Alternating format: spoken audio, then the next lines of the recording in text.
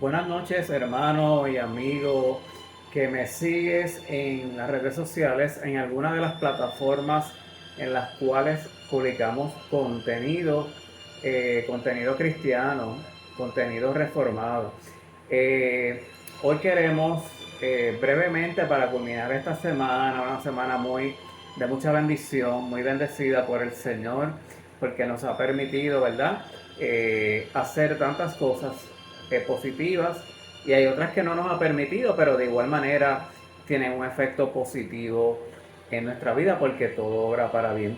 Hay dos conceptos que quisiera mencionar o compartir con ustedes en esta noche, hoy viernes, y son dos conceptos que armonizan perfectamente entre sí, dos conceptos teológicos que se discuten a la sociedad, ¿verdad? En las predicaciones que los ministros nos brindan, y podemos, ¿verdad?, entender y apreciar la palabra, rumiar la palabra del Señor, porque es hermosa la palabra de Dios, es hermoso nuestro Dios, y entender a Dios, ¿verdad? Ese poquito que se nos ha revelado de Dios nos hace tan felices, y poder vivir para Dios, vivir en Dios, ser parte del sueño de Dios es lo esencial en la vida. No hay nada más importante que eso. Así es que uno es la depravación total, un concepto que los reformados del siglo XVI, Juan Calvino, Teodoro Beza, entre otros allá en Ginebra, ya hablaban, postulaban, las primeras iglesias protestantes o evangélicas en Europa, en el área de Ginebra, y luego se mueven a Escocia y Holanda, y luego América, Estados Unidos principalmente.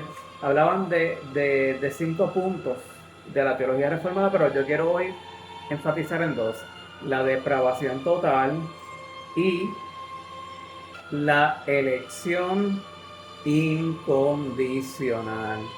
Esto es bien importante para poder entender en qué consiste la salvación. Miren, hermano, hay una realidad innegable.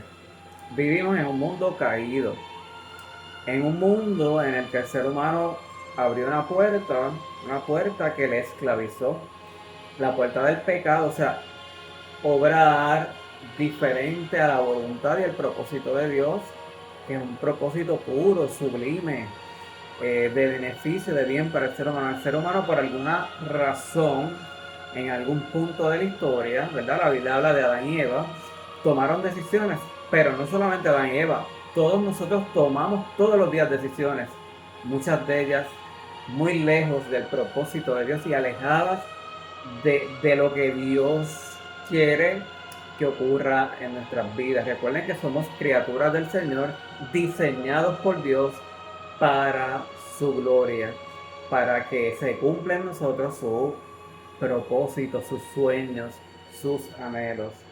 Pero el ser humano, por alguna manera o por alguna razón, ha querido ser su propio Dios, ha querido escoger su propio rumbo en su propia sabiduría, por las razones que sean, y eso afectó, eso abrió una puerta para que el pecado esclavizara al hombre. O sea, el hombre se enredó en sí mismo, y ahora lo que supuestamente era una libertad de voluntad le esclavizó, y el hombre vive esclavo desde el nacimiento, desde bebecito hasta la muerte, hasta que parte de este mundo, esclavo del pecado. El ser humano no tiene verdadera libertad en sí mismo. El ser humano no tiene voluntad libre para escoger a Dios. El ser humano, mírenlo en el diario, la mayoría de las instituciones humanas, los seres humanos que conocemos, que nos rodean, no siempre están obrando para bien, no siempre toman decisiones que uno diga, pues son decisiones que provienen del Espíritu, son decisiones que provienen de Dios. Eh, si vemos las estructuras humanas, incluyéndonos a nosotros como seres humanos, especialmente cuando éramos estábamos lejos de la verdad y lejos de Dios, tomábamos decisiones para satisfacer nuestro ego, nuestra voluntad, para hacer cosas que no necesariamente iban de conformidad o de acuerdo al proyecto de Dios. Hay personas que ni les interesa eso. Muchos de nosotros ni pensábamos en eso. ¿Cuál será el propósito o el proyecto de Dios para mi vida, que se revela de muchas maneras, a través de vocaciones, a través de sueños, a través de anhelos? Dios te lo deja saber y Dios, ¿verdad?, se revela, porque es imposible conocer a Dios a menos que Él se revele a sí mismo, al ser humano. Entonces, ¿qué pasa? Que esa depravación total, depravación es esa naturaleza caída, somos seres corruptibles, o sea, somos seres insuficientes, incapaces de tornar nuestra mirada al Señor por nosotros mismos, por nuestra voluntad o por nuestro esfuerzo. Por eso hay que tener cuidado cuando el quehacer religioso se basa meramente en mis acciones, en lo que yo hago. Yo hago para que Dios me dé, yo hago para que Dios me bendiga, yo hago. Es como si yo me estuviera ganando el derecho de ser salvo o amado por Dios. Lejos de la verdad. El derecho a ser salvo, ningún hombre se lo gana por sí mismo. Es un regalo, es una dádiva, no basado en nuestros méritos. Ahí viene el concepto de la elección incondicional. Dios, que es amor, que es un ser puro, maravilloso, alto, sagrado, sublime, inefable, su gloria y majestad sondea y llenan la faz de la tierra con su poder, con el poder del Espíritu Santo. A través de Jesucristo nos ha concedido la salvación. Por los méritos de Jesucristo, Dios mira a Jesucristo y mira ese sacrificio agradable, perfecto, único y para siempre y suficiente para salvar a todos los elegidos de la humanidad de todas las generaciones. Y Dios, por su amor, Dios nos ama, nos amó desde antes de la fundación del mundo, antes de los tiempos, desde la eternidad y hasta la eternidad. Nos amó, nos ama y nos seguirá amando, porque Él no cambia. Él es el mismo ayer, hoy, por los siglos de los siglos. Dios nos amó y nos escogió, no porque seamos buenos, no porque obremos o hagamos algo que impresione a Dios. Todo lo contrario, nos amó y nos escogió porque Él lo decidió, porque Él lo quiso. Que Dios te ame, hermano, es un privilegio, pero es un misterio que usted no podrá entender jamás, que yo no podré entender jamás. Estamos hablando de un ser eterno, un ser que la eternidad no bastaría para entender o comprender.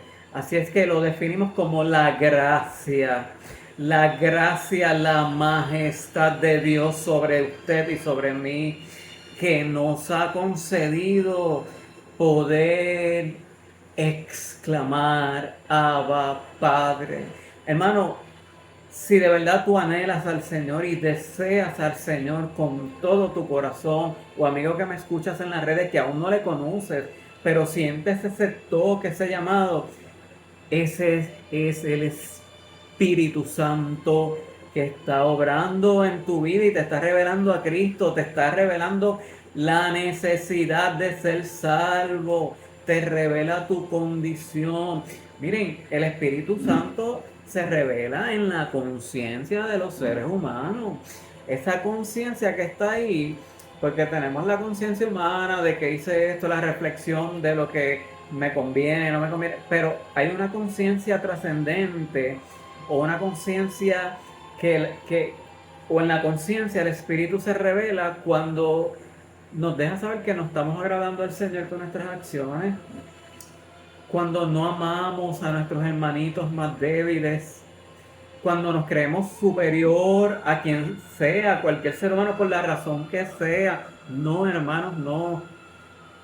Nos deja saber el Señor en la conciencia que somos sus hijitos, pero que todos sus hijitos también son tan amados por Él como nos ama a nosotros, y que el mismo derecho que tenemos a fallar y que Dios nos perdona lo tienen otros seres humanos. Por eso es que el Maestro Jesucristo de una manera rompiendo paradigmas en su época y rompiendo con la mera tradición religiosa, enseñando la plenitud de esa tradición y de esa ley. Le pide al creyente que ame a su enemigo, que bendiga al que lo maldice, que camine 2 millas con el que le pida que camine 1 milla, que le entregue la túnica al que le pide la espada. El Señor nos revela a través de el Espíritu Santo la imagen de Cristo en nuestra vida cristiana. Esa es la meta, la santificación, porque si Dios te ama, Dios te va a santificar por medio del Espíritu. Te salvó por Jesucristo y por el Espíritu Santo te santificará. ¿Cómo lo sabes que estás en ese proceso? Mira, porque comienzas a amar al ser humano, sientes la pasión, la necesidad de predicar a Jesucristo, no de bla, bla, bla, con acciones concretas y afirmativas, con el testimonio, con la mejor palabra, las acciones. Dice la palabra que el que me ama, mi palabra guardará. ¿Y cómo se guarda la palabra del Señor? ¿Cómo se cumple con el deseo de Papá Dios? Amando. Porque sin merecerlo, viviendo en la total depravación, en la insuficiencia humana, en la esclavitud del pecado, Dios nos amó y nos concedió la libertad por gracia, por la gracia. Y el Señor nos mueve a tener gracia y amor por los demás también. Y ahí te das cuenta que Dios está obrando en tu vida y el fruto del Espíritu del que abra la palabra comienza a florecer: gozo, paz, amor, paciencia, bondad, benignidad, mansedumbre, templanza. Qué hermoso, qué hermoso es el sueño de Dios, es la voluntad de Dios para con todos sus hijitos amados. En Cristo y solamente en Cristo hay salvación. ¿Y cuál es el ejemplo de Jesucristo? Miren, se entregó lo más valioso, es decir, su vida por amor a la humanidad. ¿Quién irá? ¿A quién enviaré?, dijo el Señor. Y él dijo: heme aquí, envíame a mí. Y aceptó con humildad su rol, la voluntad del Padre.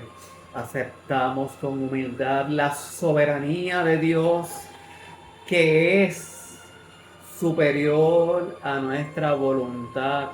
Cuando oramos y le pedimos al Señor, usualmente queremos que Dios haga nuestra voluntad, pero nuestra voluntad es limitada. Recuerden que somos seres frágiles y muchas veces pedimos cosas para satisfacernos a nosotros mismos, nuestro ego, nuestro bienestar.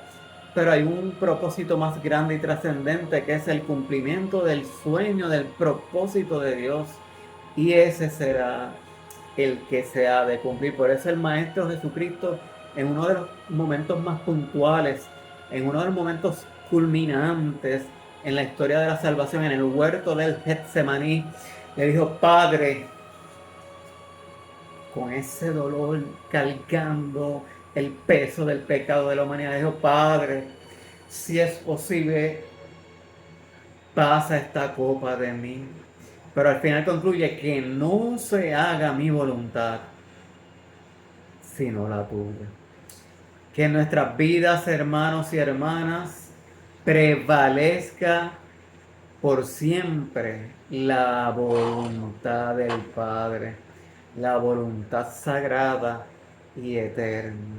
Padre nuestro que estás en el cielo, santificado sea tu nombre, venga a nosotros tu reino, hágase tu voluntad en la tierra como en el cielo. El pan nuestro de cada día, dánoslo hoy. Perdona nuestras ofensas y nos comprometemos a perdonar a aquellos que nos han ofendido. no nos dejes caer en la tentación y líbranos del mal. Oh Señor, oh Altísimo, Sagrado Padre, tuyo es el reino, tuyo es el poder y la gloria, la majestad y la más magnificencia por los siglos de los siglos. Amén. Excelente fin de semana, hermano, amigo. El domingo vaya a la iglesia de su predilección, a su iglesia local. Reciba la palabra de Dios por parte de sus pastores, ministros, sacerdotes o esa persona que expone la palabra. Escúchelo todo, retenga el mensaje del Señor, la palabra, la voz del Espíritu, la llamada, esa llamada del Padre Eterno a mejorar, a perfeccionar nuestros caminos. Examinemos nuestros caminos y volvamos al Señor. Que Jehová te bendiga, te guarde a ti y a los tuyos. Haga resplandecer su rostro sobre ti, tenga de ti y los tuyos misericordia y te conceda mucha, pero mucha paz. Que Dios te bendiga, hermano. Amén.